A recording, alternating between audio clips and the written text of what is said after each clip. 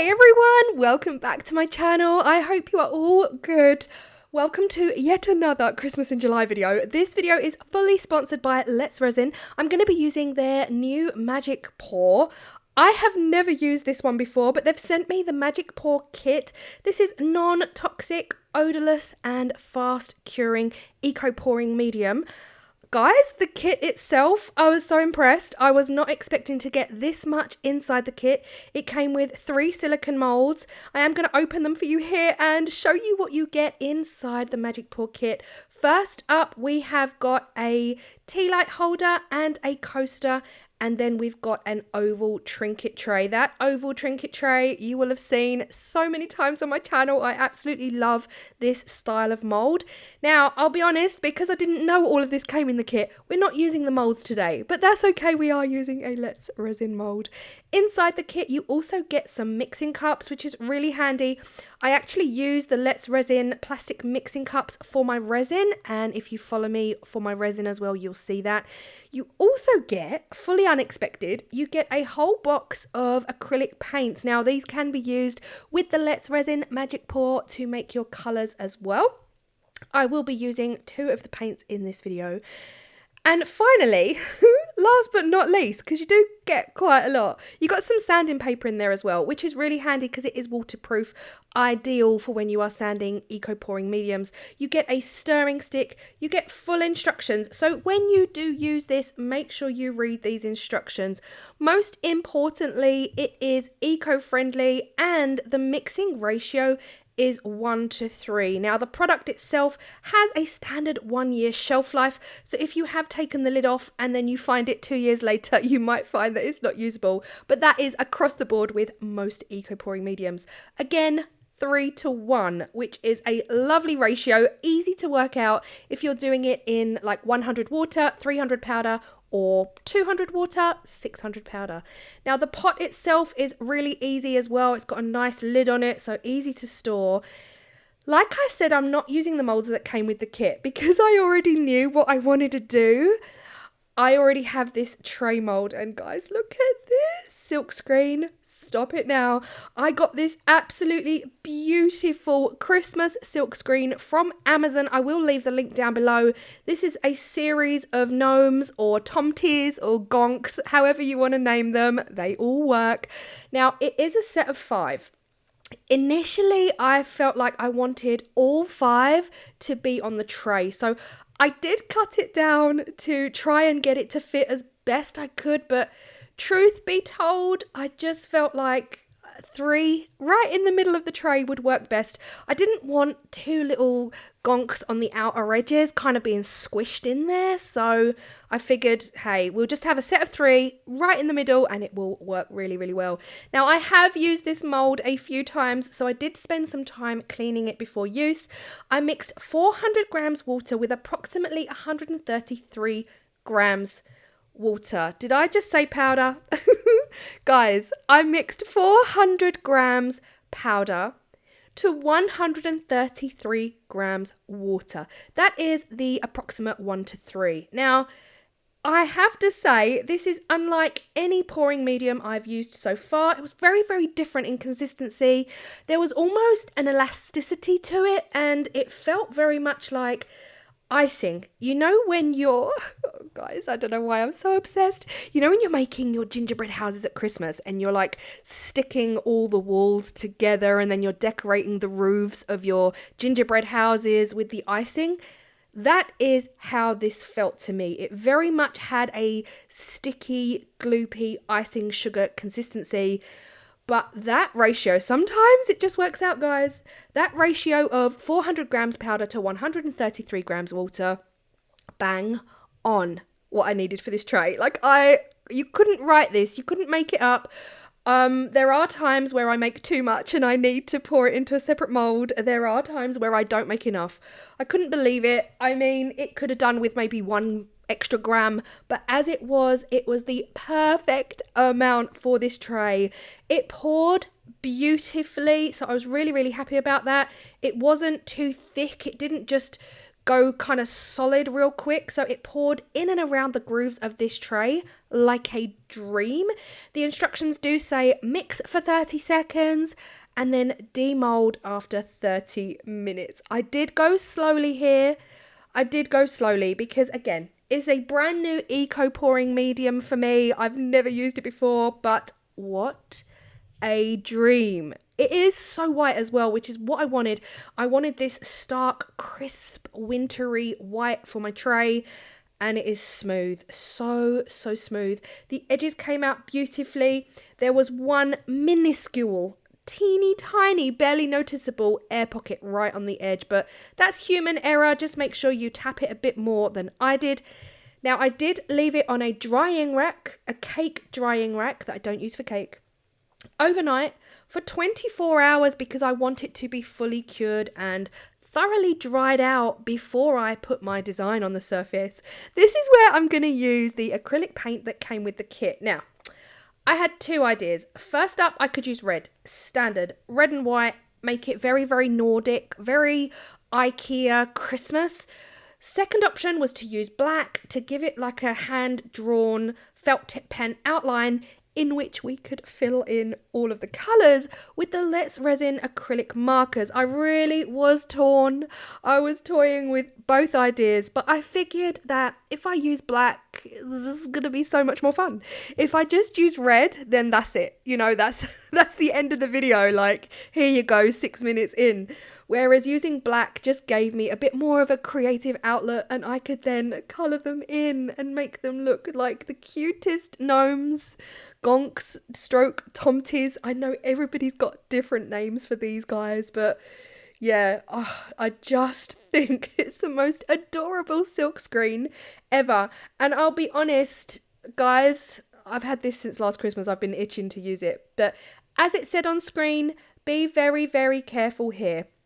What you could do is protect the rest of the tray with some masking tape and paper just to make sure that none of this black paint gets out above that silk screen. You do not want this black paint to go on white.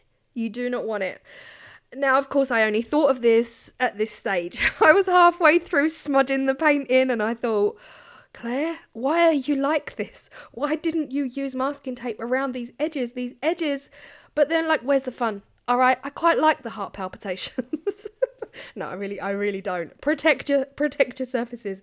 I decided to use my finger to smush the paint in and around the silk screen. Now, the reason I'm using my finger and not any other tool is purely for control.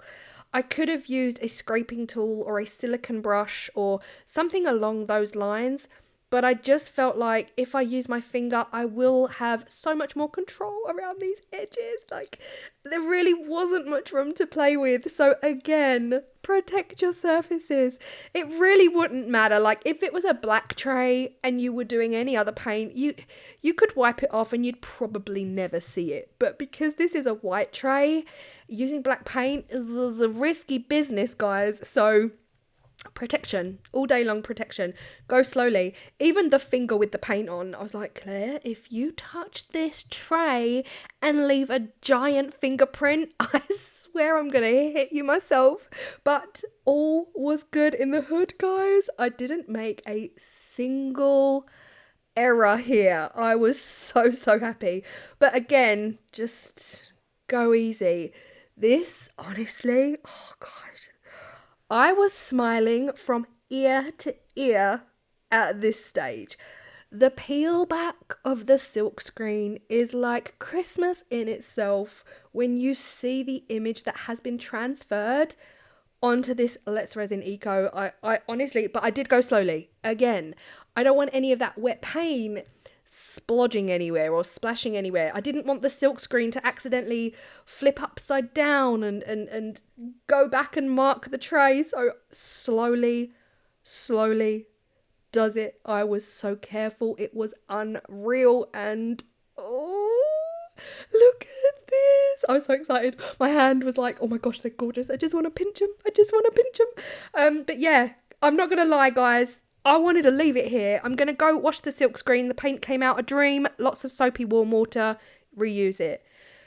I wanted to leave it here, even though I decided to do black because I wanted to colour it in. How gorgeous does this look?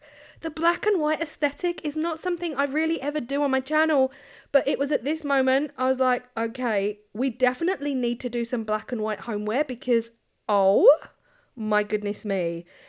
However, I didn't want to just put out a really quick video, so I decided to have fun anyway. We can always do it again if I want to go back to the black and white.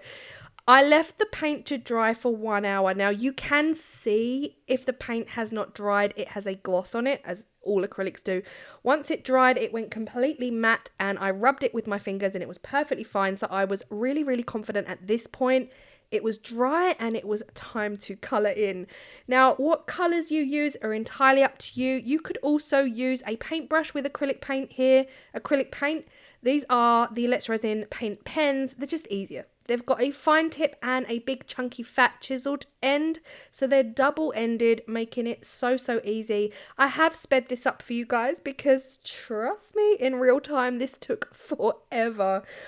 I immediately loved the colours. I immediately saw Italian flag. Let me know what you think.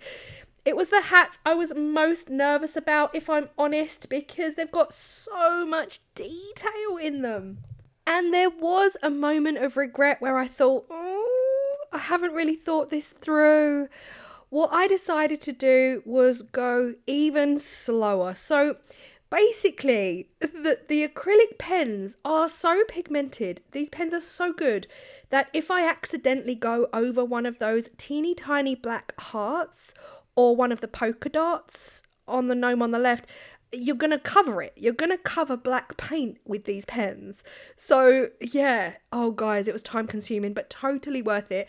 I went around individually each and every teeny tiny bit of those black hearts on this hat to make sure that this acrylic pen did not cover them up. And equally, of course, I don't want to go outside the lines. It felt very much like, you know, those felts, what were they called? Anyone remember from the 80s and the 90s? 70s, 80s and 90s. They were like these cardboard felt things that you could actually feel, physically feel the black felt on the board, and then you would colour in all around the black felt. Because the acrylic paint is a tad raised from the surface, it did offer my pen an outline. It kind of gave me a nice raised surface around which to use the acrylic pens. Equally, I was still trying to be really, really neat. So whilst it was time consuming, I definitely enjoyed it. Now, here you see me put a bit of paper down because I scraped the surface of the pen accidentally and it splashed. Because it's paint in the pen, it splashed a bit. And I was just very conscious of the surface getting destroyed because I've already done such a good job up until now. This is where I decided to just add a little bit of green to the middle one, and that's pretty much it. We are done. Little bit of pink on the noses, and I just smudged that in with a cotton bud. And this is where I'm leaving it, guys. I really could have done a lot more, you know, different colours. Let me know what colours you would have done, but I still don't know if I prefer it just monochrome, like black and white, or if using the colour was the right decision. Either way, it's such a fun tray. Now, to fully finish it off, we are going to seal it. Now, I'm going to be using the Homeware Design finishing wax. Very paranoid at this point that it was going to smudge. And I'll be honest, I left it another hour before sealing. I tried it out on the first little guy here, and there was an element. There was like 0.1% of a smudge, so I had to be very, very careful. What I decided to do was literally rub the wax all over, super speedy, fast fashion, and then just clean up around the edges if I felt like there was smudges. But at that point, I just felt like it was my eyes playing tricks on me. And here's my tray. I absolutely love it. Of course, you could put it right by the kettle for Christmas, ready for that Christmas cup of hot chocolate. Let me know your thoughts. The pouring medium from Let's Resin was lovely to use. Again, completely different consistency to any I've used so far. It poured beautifully. It mixed real well. Again, very much like an icing sugar consistency, and it got down into that thin, narrow-walled tray. Really love the whiteness of it as well. So thanks again to Let's Resin for sponsoring this video. All of the details will be in the description box below if you fancy checking it out.